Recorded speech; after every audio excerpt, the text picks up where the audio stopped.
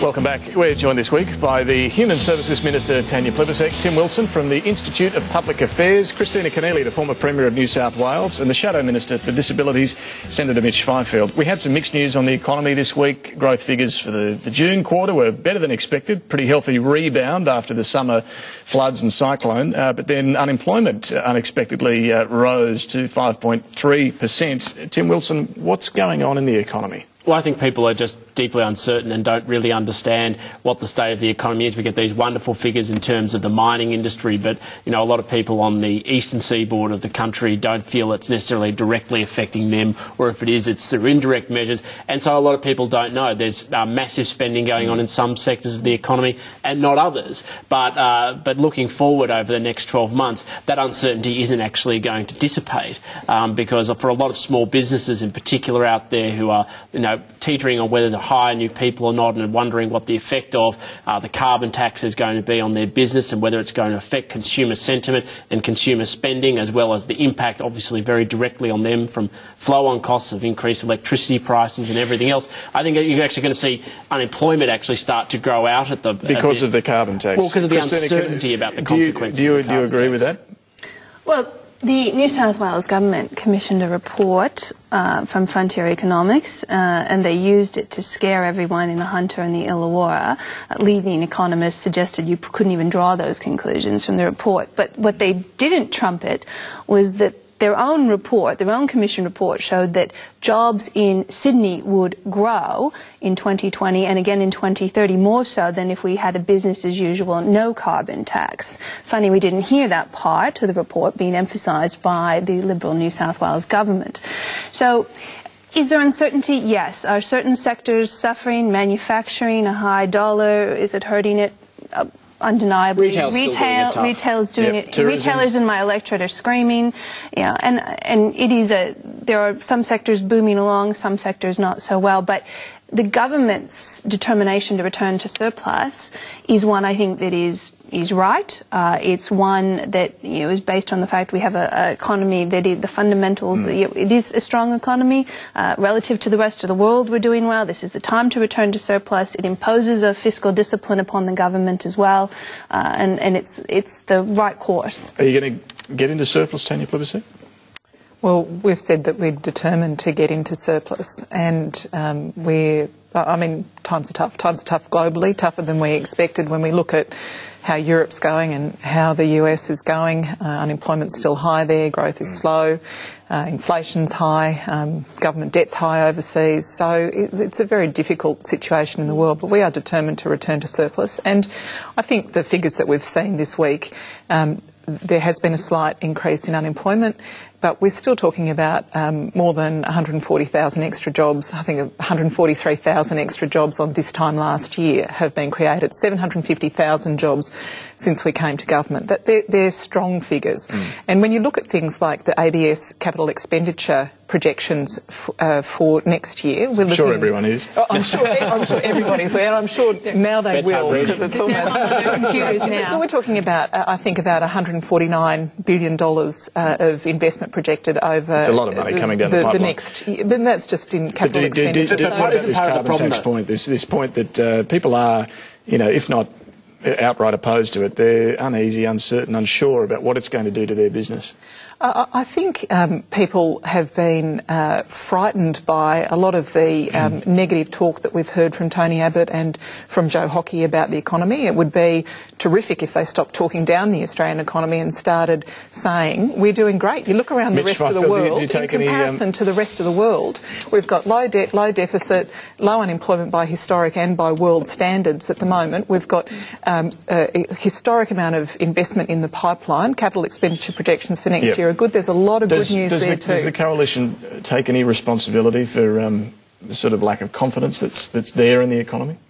No, but what we heard from Tanya is what we always hear from the government, which is everything is somehow the opposition's fault. You know, the problem with offshore processing, somehow it's our fault because we haven't solved the government's problem. The economy, somehow it's our fault because we actually do the job of an opposition and critique the government's policies.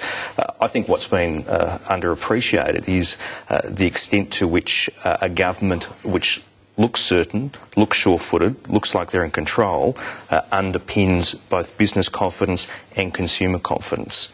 When a government is stuffing up almost every policy area, that actually does undermine the confidence of the community, and that does have economic consequences. You don't think investment decisions might have more to do with what's going on in Europe and the United States and Japan and these debt crises that we're seeing around the world? Look, sure, there is some global uncertainty, but it doesn't help to have the government of the day add to that uncertainty. You want the government of the day to be talking up the economic fundamentals. You want the government of the day to show that they know what they're doing. This government is exacerbating the global uncertainty. Speaking of statistics, one thing that's clear in the figures is that productivity continues to drop, and this has really opened a debate, or fueled the debate, about whether we need industrial relations reform. Mitch Fifield, what is your view on this? Maybe not return to work choices, but do we need individual contracts brought back? Well, I'm glad you said no return to work choices, David, because that always helps to say that, because it prevents, hopefully, any unnecessary hysteria. We got the message clearly after 2007, no return to work choices. But that's not to say that this government has somehow found an industrial relations nirvana or industrial perfection. And we're hearing from business and we're hearing from employees that there are real problems out there. We've heard it from the Productivity Commission, we've heard it from the Reserve Bank, we've heard it from Michael Chaney, we've heard it from many senior business figures now. And from the coalition as well? Well, we're listening to what business is saying. We're listening to what employees are saying. When do you stop listening and start advocating? Well, look, this government said that their industrial relations legislation was going to be fantastic. It was going to lead to productivity growth. The coalition, though. Yeah, I know. And so what we're saying is, okay, fine. We'll allow this legislation to be in place for a reasonable period of time, and then we'll look at what the real world effects are. Okay, so we've got a while to wait. Yeah. Tim Wilson, I can see you itching to get in on this one. Oh, absolutely. I mean, I'm absolutely in favour of reducing the regulations and burdens that exist in the industrial relations system, and what we need is a level of deregulation to make it easier to employ people. I don't think there's any ambiguity that we have a problem with productivity. All the numbers show it. The government is prepared to advocate for... We should point out that productivity was falling under work choices too. Well, but industrial relations is the only dimension. Wages, and so are conditions. Yeah. I mean, that's the thing about work choices. No, it cut wages and conditions and didn't improve productivity. What we need to do is focus on productivity and find avenues to do it. Now, obviously, that's partly to do with investment, partly to do with innovation, partly to do with making it easier to employ people, but also making sure that people are more productive for those who actually have jobs. And that requires a mix and a range of policies. Including investing in education and skills. There are lots of different avenues which can be achieved, but one of the ones that we can't have put off the table because of the hysteria that's put out there by the Labor Party every time industrial relations even mentioned, and sort of running behind and hiding behind a rock from the opposition, is not being prepared to have a sensible and serious discussion about industrial relations. It's a core topic that needs to be addressed in the lead up to the next election. Do you take that point that it would be good to get the hysteria out of this debate with the constant scare about work choices coming back? Well, look, I have to agree with a lot of what you've said here tonight, which... Yeah. Surprising not, don't know, but at the same time, yeah, we are suddenly. But what I don't hear either the Prime Minister or the Treasurer ruling out further changes to their Industrial Relations Act. You know, these things will be reviewed. These things are always under a process. But they're pretty adamant there won't be individual contracts. Well, and you know that's no good reason for them. Yes. So individuals can't have a choice about whether they want to negotiate with their employer. There's actually a pretty compelling reason which people actually have rights over what they choose to engage in terms of employment, and the right to settle that with their employer if there is a mutual agreement between both parties. It's kind of a human rights thing. It's just human rights. The human right for women to earn $80 a week less under individual contracts. The human right for people to be able to negotiate their relationship with their individual employer based on what works based on flexibility. It isn't just about salary, it's also about other wages and employment conditions. And I cannot believe you take this one-size-fits-all solution to industrial relations policy and want to impose it on people and take away their right to negotiate their future and their pathway to prosperity. Their pathway the prosperity. Well, all right. Let's use a Lathamsm. Let's use a Lathamsm. All right, let's let Tanya Plibersek respond to that, Tim, please. what we know about individual contracts is that for most workers, they lost pay, they lost conditions, they lost holidays, they lost leave loadings, they were easier to sack, they got paid less. But, Minister, the difference there was there was no disadvantage test under work choices. I think individual contracts are great when you're a senior executive. Absolutely. If you're a partner in a law firm, fantastic. If you're a specialist in a hospital, brilliant. If you're a cleaner on a contract, not so good. Yeah. And that's the point. Is that right, Tim? There is not a human right What's in it to be paid less. What's in it for a cleaner? Well, it depends on what they're after. I mean, people are after different... Pay, No. Just let's get over this. We've talked about how we're going to get his silly hysteria off the table and talk about it like mature, sensible adults, which is actually saying people actually want different work arrangements and different conditions based on what suits them. And the reality is some people don't want to work full-time. Some people actually want flexibility so that they can take care of their children. Can I just quickly point out, children are really before we important, get completely bogged down in an IR debate, and now you want to take it off the table. No, you can't have it both ways, Tanya. You can't have it both ways, Tanya. Tim, what we know about low-paid workers is they lost flexibility under individual contracts. They were easier to sack when they had family responsibilities. But there are different ways you can design an industrial relations system. Can we just point out that Mitch Fifield's being pretty quiet over here in the corner of this raging IR debate. Well, let me say, I mean, Tim does come to an important point, and that is, there is a fundamental right of an individual to sell their labour on terms acceptable to them. And it does astound me that the government can't even recognise that in some circumstances that's not a bad thing. Okay. People want less money. But there's also a situation we've also seen this week the New South Wales Liberal government hand down its first budget. Many elements to it, but the one that particularly got up the nose of the federal government, it seems, is an increase in mining royalties of almost $1 billion. The miners will pass that on to the Commonwealth under the mining tax agreement that they've struck, so the federal government will have to pick up that bill.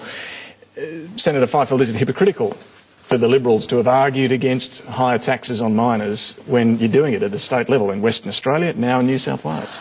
Well, the New South Wales government has every right to protect its budget. I think we forget sometimes that mining royalties this industry are being the most tax. important, golden... How will they ever cope? Goose laying the golden egg, propping up the economy. How are they going to cope with higher taxes coming from the state governments? Palmer, how will he survive? I think he'll survive. Look, the New South Wales government, Mike Baird, has framed the budget the best way that he can, given the threats to the budget from the Commonwealth. And we're not going to second guess what Mike Baird and Barry O'Farrell have done. They've got to cut their cloth accordingly. Well, his argument, Christina Keneally, is the argument from Mike Baird and Barry O'Farrell is that they need to find a way of compensating themselves for the carbon tax, which they're getting nothing from the federal government for, but it's going to cost New South Wales almost $1 billion. Yeah, that's their claim. And look, and what will happen, or what it seems like likely to happen, is the Commonwealth will then not provide money to New South Wales in other forms, or perhaps in infrastructure. I mean, remarkably, the New South Wales government gave back $2 billion that they'd gotten from the Commonwealth in terms of a heavy rail line. They gave that back to the Commonwealth in all effect. They canned it out of their budget. So, I mean, it's a bit hard for the New South Wales government under Barry O'Farrell to be making arguments about when he's advantaged and when he's disadvantaged, but selectively picking the facts as they suit him.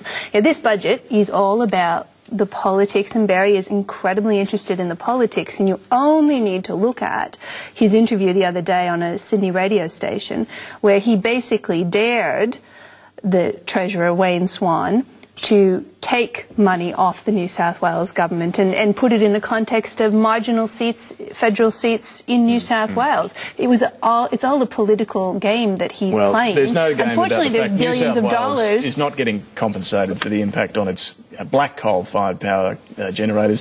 Victoria and South Australia are getting compensated for their brown coal-fired power generators. But Tim Wilson, what do you think about the Liberal Party's position here on taxing mining companies? One argument at a federal level a different argument at a state level. I don't think the Liberal Party should ever be increasing taxes in the same way I don't think the Labor Party should ever be increasing taxes. But the one thing I will say is I love competitive federalism, and I'm loving to see governments tear themselves apart for a change. Government is the only institution now... And taxpayers might be the winner. Absolutely. Government is the only institution in our society that is given a monopoly over the territory that they reside over, and we need more competition, and we need to get more powers back into the hands of the states and get them out of the federal government so we don't have these disputes, and state governments actually drive the agenda in this country and not the federal government. OK, we're nearly out of time, but I do want to ask about the tax system. Absolutely. Bring it on. Competitive tax. Let's lower tax rates. Let's have state-based income taxes. We've got a tax forum coming up next month. We'll worry about it also shows what happens when the federal government goes it alone. They don't negotiate with the states. They do a secret backroom deal. We've only got a few minutes left. I do want to ask also about the anniversary this week of the deal being done to form this minority government. The Independents signed up with Julia Gillard 12 months ago this week. Since then, Minister's support for the government and for Julia Gillard has plummeted. We've seen it again in the polls this week. She's at new lows in terms of her approval rating. Everyone says you're going to stick with, on your side, publicly says they're going to stick with Julia Gillard until the election. Why? Because she's the best person to lead the Labor Party. I think she has been magnificent under pressure. She's a fantastic parliamentary performer. Just voters don't think so, it seems.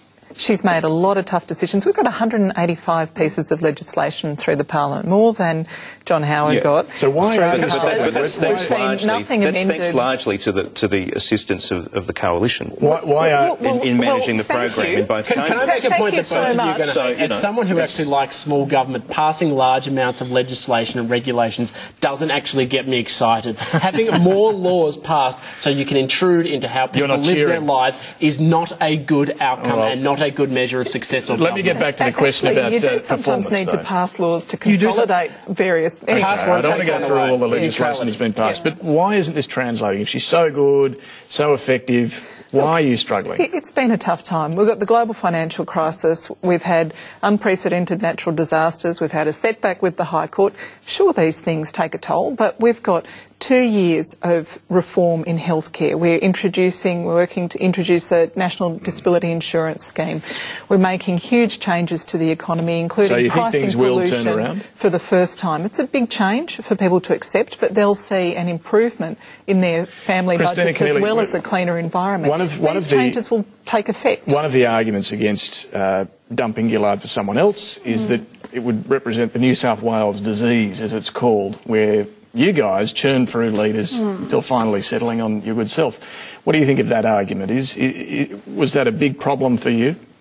I would say that we were a 16-year-old government that had a whole range of other issues. I don't know that you can make a direct comparison between the New South Wales election of 2011 and the current situation. So they can get away with changing leaders again? I don't think it's a wise move. I don't see anyone advocating for it. I don't even hear the whispers around the place about it.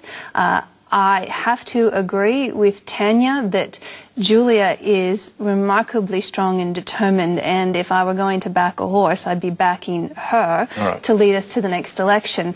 I have seen her in COAG meetings and other forums reduce other people, most often in this circumstance men, to submit to what she's looking to do. She's an incredibly strong, determined person. We are going to have to wrap things up. We did get a COAG health agreement. We'll get your thoughts on Julia Gillard's survival next time, Mitch Fifield. I'd like to thank you all, though. Tanya Plibersek, Tim Wilson, Christina Keneally, Mitch Fifield. Thanks for joining us.